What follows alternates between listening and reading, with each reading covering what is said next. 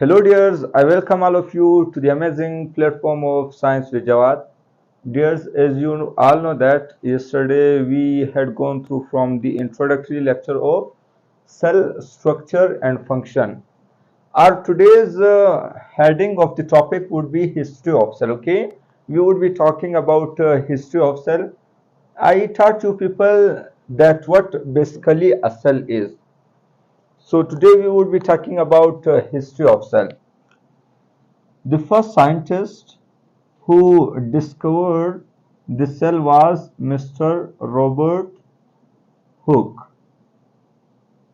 Robert Hooke was the scientist who discovered the cell in 1665.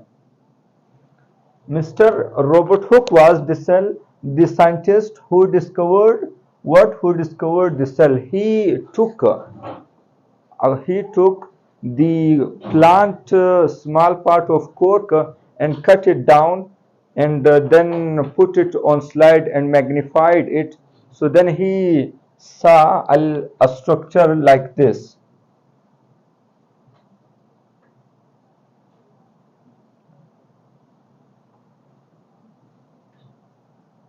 जब उसने इस तरह स्ट्रक्चर माइक्रोस्कोप में देखा तो इसने कंपार्टमेंट इसको कंपार्टमेंट का नाम दिया। उस टाइम तो उसको पता नहीं था कि चूंकि उसने सेल के प्लांट्स के उस पर सेल को डिस्कवर किया था। तो आजकल तो हम लोगों को पता है कि प्लांट का जो सेल है वो तो ऑलरेडी डेड है, जिसको हम लोग सेल वॉल कहते हैं। आउटर मोस्ट कवरिंग तो प्लांट का सेल वॉल होता है ना। तो मिस्टर रॉबर्ट हुक साहब ने इसको सेलुले का नाम दिया। क्या नाम दिया? सेलुले का नाम दे दिया। Okay, so first dead cell or first discovery of cell was gone towards Mr. Robert Hooke. लेकिन सवाल आता है कि first living cell was discovered by living cell Mr. Robert Hooke ने डिस्कवर नहीं किया था। एक और साइंटिस्ट था जिसका नाम था लेवन हुक। इसने लिविंग सेल को डिस्कवर किया था। इसने क्या किया था? लिविंग सेल को डिस्कवर किया हुआ था। ये भी सवाल आ सकता है, लास्ट टाइम नीट में आया था कि आपके पास इस मिस्टर लेवनहुक ने किस सेल पर काम किया। चलो, लिविंग सेल तो डिस्कवर कर लिया।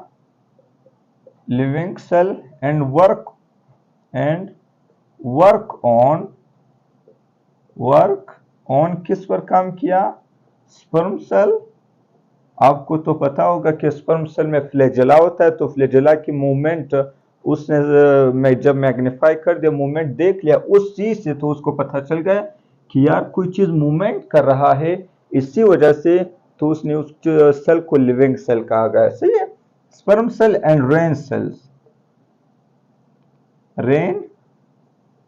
सेल्स की बारिश हो रही थी, तो उसने बारिश का तो जो पानी का थोड़ा मिकदार क्वांटिटी उठाकर स्लाइड में रखा। मैग्नीफाई करने के बाद तो उसमें ज़रूरी बात है कि बैक्टीरियाज तो होंगे, तो बैक्टीरिया मूव करते हैं, इसी वजह से तो इसने कहा था कि living cell goes to mister लेवनहुक।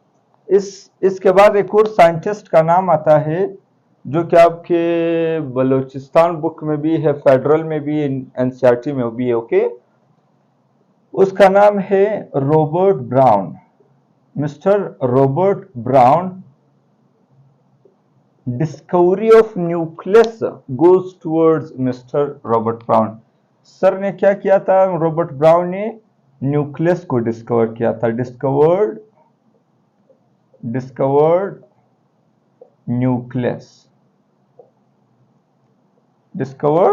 Nucleus. चलो, यहां तक तो आप लोगों के पास हो गया।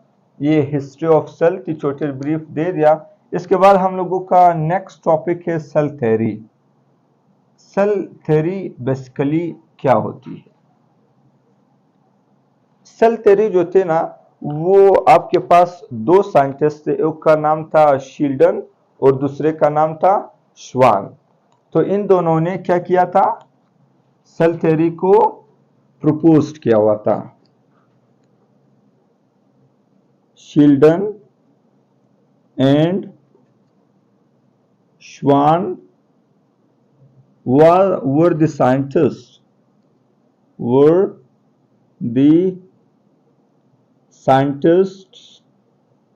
who discovered, who proposed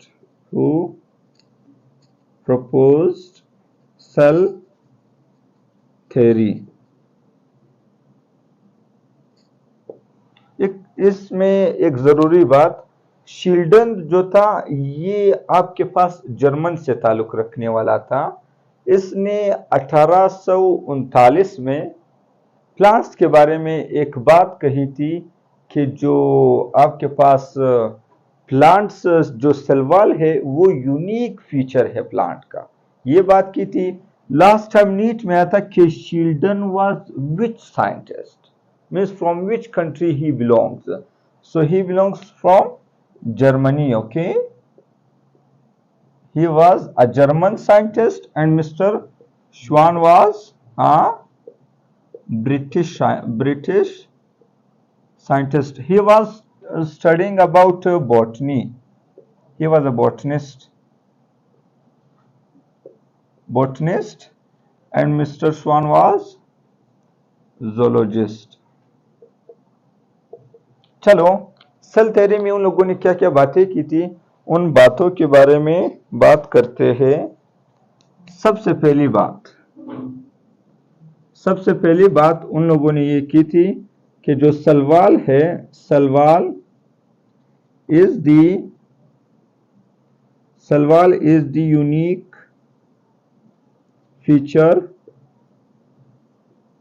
feature of plant cells. Salwar जो है ना ये हम लोगों के पास यूनिक फीचर है, किस चीज का, कौन से सेल्स का, प्लांट सेल्स का, सही है। और इसी तरह एक और कुछ जरूरी पॉइंट्स वो भी आप लिखते चलो। ये मिस्टर शील्डन ने कहा था, फिर चूंकि ये बोटनिस्ट था तो प्लांट के बारे में कहा था। श्वान आपके पास क्या था, जोलॉजिस्ट था। उसने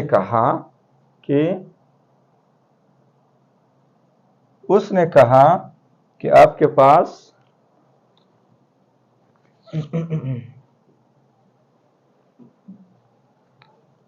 there is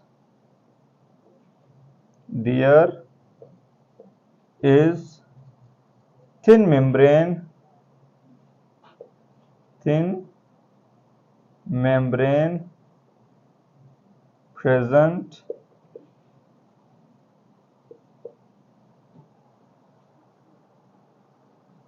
present in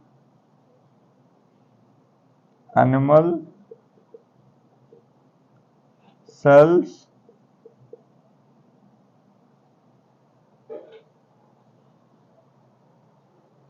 there is thin membrane present in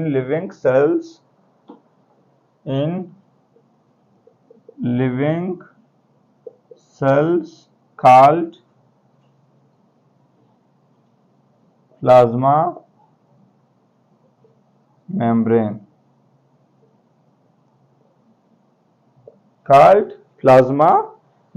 तो ये बात भी मिस्टर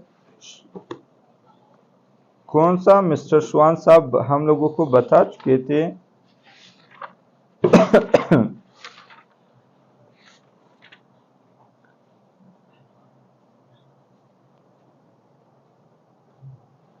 इसके बाद आप स्क्रीनशॉट ले सकते हो, आप तब तक स्क्रीनशॉट ले ले।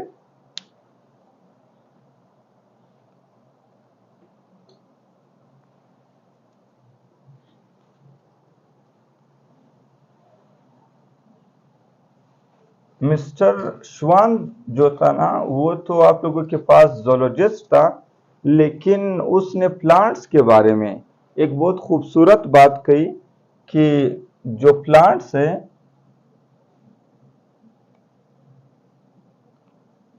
कि all the living cells,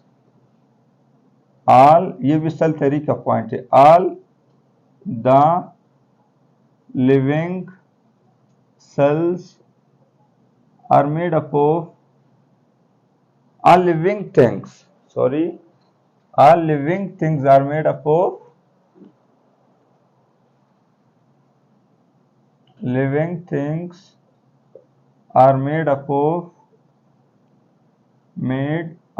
of cells and their products। कि आपके पास जितने भी लिविंग थिंग्स है, आप लोगों के पास, हम लोगों के पास जितने भी लिविंग थिंग्स है, वो सब के सब किस चीज से बने हुए हैं? हम लोगों के पास सेल से बने हुए हैं, और जो सेल के प्रोडक्ट्स है उससे बने हुए हैं। इन दोनों ने ये, चलो कुछ सेल के बाद सेल थ्योरी के बारे में कुछ पॉइंट्स बता दिए, लेकिन कुछ जो सबसे जरूरी बात है कि जो नए सेल्स आते हैं वो कहाँ से आते हैं, ये दोनों डिफाइन नहीं कर सके। तो इस यहाँ पे एक और साइंटिस्ट का नाम आते हैं, एक साइंटिस्ट था, उसका नाम था रडोल्फ विर्चो। रडोल्फ विर्चो, उसने according to the book of Punjab 1855 में ये स्टेटमेंट दी थी, अपने बुक में लिखा था कि ओमनिस सेलुला ई सेलुला, ओमनिस सेलुला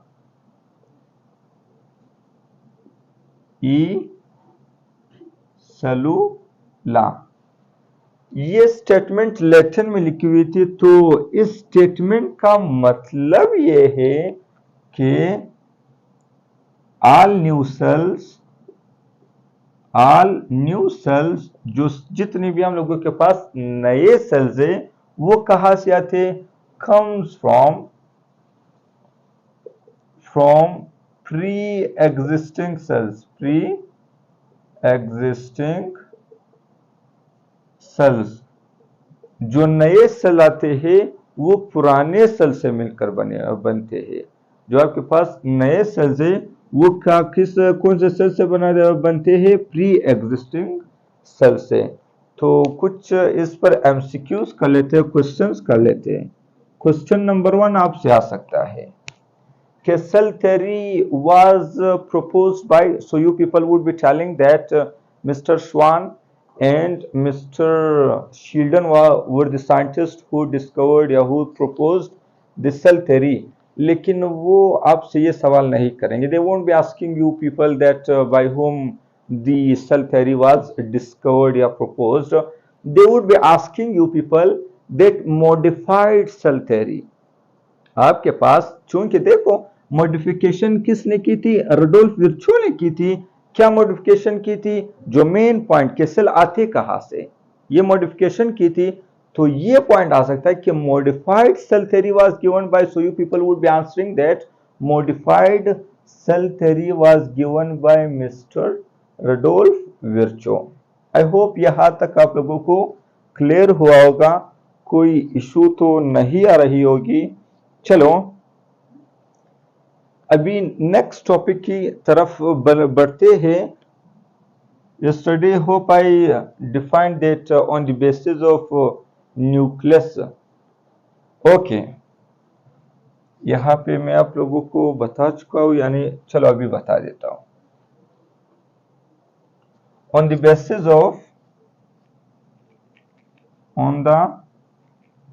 basis, ये पॉइंट्स लिख लो, ये मैं आपको नहीं बता चुका हूं। On the basis of nucleus, आप लोगों के पास सेल दो किस्म के, सेल डिवाइड हुआ है 2 टाइप्स में। किसके बेस पर? मैंने आपको लास्ट टाइम भी बताया था कि जो भी, जहां से जो टीचर अगर एक चीज को डिवाइड कर रहा है कि इसके इतने parts, so you people must ask that sir on which basis you have defined, yeah, you have just differentiate these 2 types. Okay, the first one is called prokaryotes,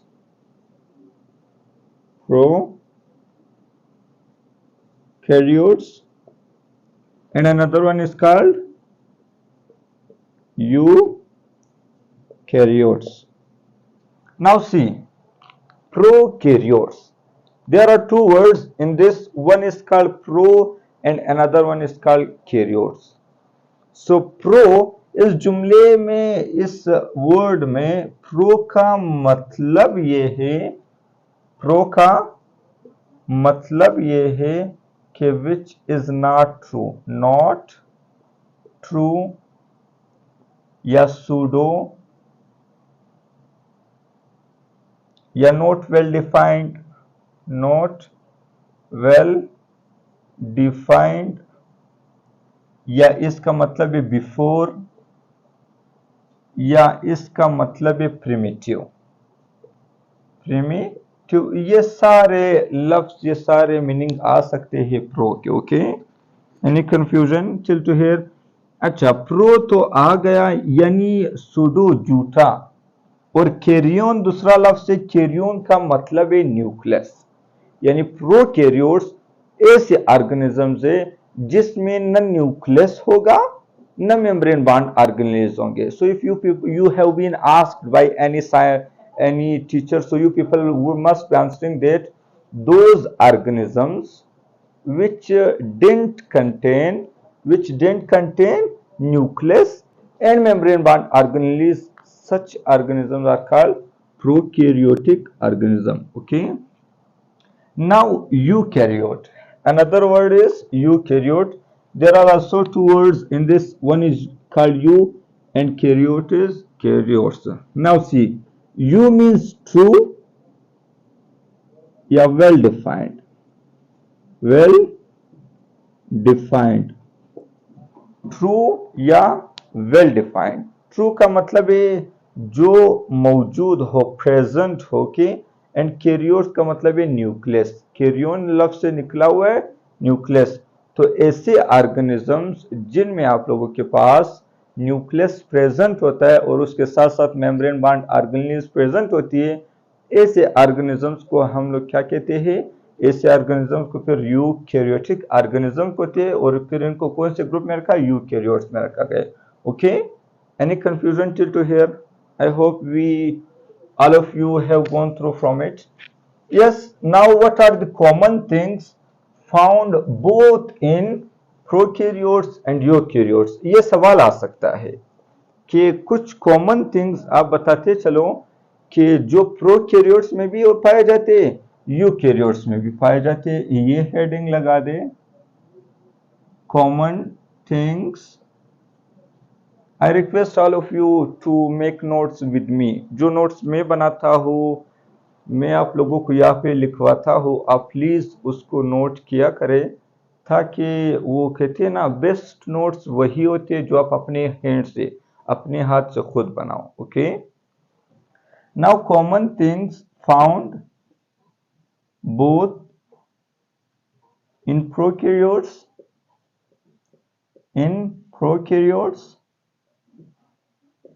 and eukaryotes.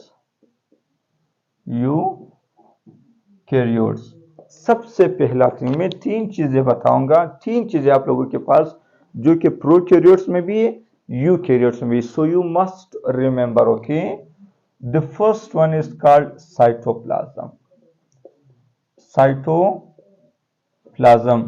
Cytoplasm आपके पास prokaryotes में भी पाया जाता है, इसी तरह eukaryote में भी पाया जाता है। The second one is earthen membrane. Mr. Schwann has told us about it. Plasma membrane. Plasma membrane is also present both in eukaryotes and prokaryotes. And the last one is ribosome.